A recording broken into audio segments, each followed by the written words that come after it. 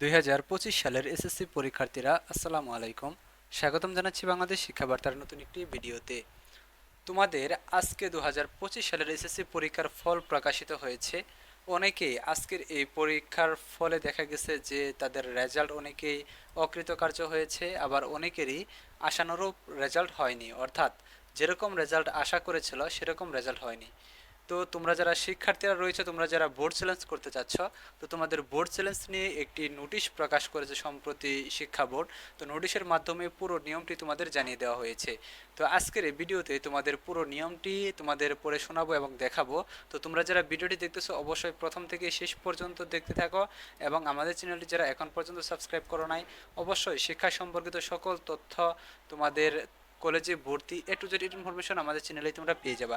কাজে আমাদের চ্যানেলটি সাবস্ক্রাইব করে রাখো এবং পাশে থাকা বেল আইকনটি বাজিয়ে দিয়ে রাখো, যাতে নতুন ভিডিও আপলোড করার সাথে সাথে সেটি তোমাদের নোটিফিকেশনে চলে যায় এবং তোমরা সাথে সাথে দেখে নিতে পারো। সো আসো আমরা মূল বিষয়ে চলে আসি। তো দেখো, এখানে তোমাদের 11 তারিখ থেকে, অর্থাৎ আজকে তোমাদের 10 তারিখ তোমাদের রেজাল্ট দিয়েছে, তো 11 তারিখ থেকে তোমাদের বোর্ড চ্যালেঞ্জ শুরু। তো দেখতে পাচ্ছ এখানে বলেছে যে এসএসসি পরীক্ষা 2025-এর ফল পুনঃনিরীক্ষণের জন্য নিয়মাবলী। তো দেখো, আবেদন করার সময় হচ্ছে 11 তারিখ থেকে 17 তারিখ পর্যন্ত, এর মধ্যেই কিন্তু তোমাদের অবশ্যই আবেদন করতে হবে।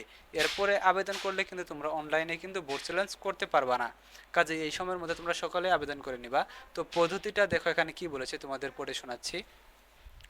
শুধু টেলিটক প্রিপেইড সিম মোবাইল ফোন থেকে পুনঃনিরীক্ষণের আবেদন করা যাবে।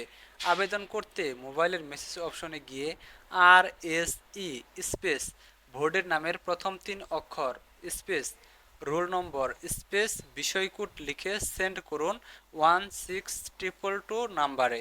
সেন্ড করার পর দেখো এখানে একটা উদাহরণ দিয়ে দিয়েছে। ঢাকা বোর্ডের কোনো পরীক্ষার্থীর রোল নাম্বার 123456 এবং গণিতের আবেদন করতে চাইলে মেসেজ অপশনে গিয়ে দেখো RSE লিখেছে এবং শিক্ষা বোর্ড ঢাকা, সেজন্য ঢাকা লেখা হয়েছে। তারপরে রোল নাম্বারটা লিখেছে, তারপরে বিষয় কোড 109 গণিতের বিষয় কোড লিখেছে, তারপরে সেন্ড করেছে 16222 নাম্বারে। তো ফিরতি SMS-এ আবেদন বাবদ কত টাকা কেটে নেওয়া হবে তা জানিয়ে একটি পিন প্রদান করা হবে।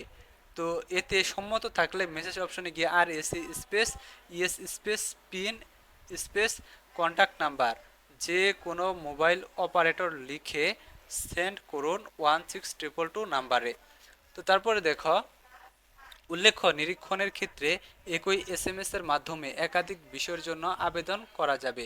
সেক্ষেত্রে কমা দিয়ে বিষয় কোড আলাদাভাবে লিখতে হবে, যেমন বাংলা ও ইংরেজি দুটি বিষয়ের জন্য আপনার টেলিটক প্রিপেইড সিম মোবাইলের মেসেজ অপশনে গিয়ে RSE space Dhaka space roll number space 101, তারপরে 102 107 108, কারণ তোমাদের বাংলাতে যেহেতু প্রথম পত্র দ্বিতীয় পত্র রয়েছে, তো এই চারটি লিখেতে হবে। তারপরে তোমাদের দেখো প্রতিটি পত্রের জন্য 150 টাকা করে তোমাদের দিতে হবে। তাহলে তোমরা অবশ্যই বুঝতে পারছো যে তোমরা আসলে কিভাবে বোর্ড চ্যালেঞ্জ করতে পারবা। তো তোমরা যারা শিক্ষার্থীরা রয়েছে, ভিডিওটি যারা দেখলা, তোমরা অবশ্যই তোমাদের বন্ধুদের মাঝে ভিডিওটি শেয়ার করে দাও, যাতে তারা ভিডিওটি দেখতে পারে এবং তারাও বোর্ড চ্যালেঞ্জ করতে পারে। এবং তোমরা যারা এখনও সাবস্ক্রাইব করো নাই, অবশ্যই আমাদের চ্যানেলটি সাবস্ক্রাইব করে রাখো পরবর্তী আপডেট জানার জন্য।